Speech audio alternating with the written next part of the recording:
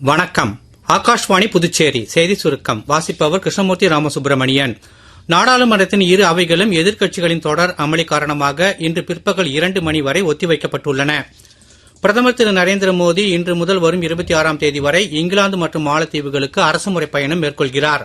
கடந்த 11 ஆண்டுகளில் பீகார் மாநிலத்தின் ரயில்வே பணிகளுக்கான பட்ஜெட் ஒதுக்கீடுகள் 9 மடங்கு அதிகரித்துள்ளதாக ரயில்வே அமைச்சர் திரு அஸ்வினி வைஷ்ணவ் தெரிவித்துள்ளார்.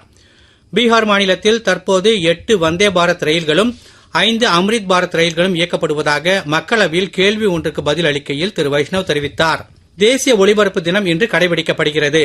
1927ஆம் ஆண்டு இதே நாளில்தான் இந்தியன் பிராட்காஸ்டிங் கம்பெனியால் அப்போதைய பாம்பே நிலையத்திலிருந்து முதல் வானொலி ஒலிபரப்பு சேவை துவக்கப்பட்டது.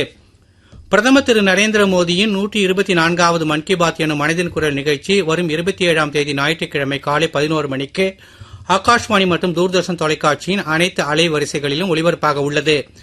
இந்நிகழ்ச்சியில் இடம்பெற வேண்டிய கருத்துக்களை பொதுமக்கள் நமோ செயலி, மை கவ் இணையதளம் மற்றும் 1800117800 என்ற கட்டணமில்லா தொலைபேசி வாயிலாக இம்மாதம் 25ஆம் தேதி வரை தெரிவிக்கலாம்.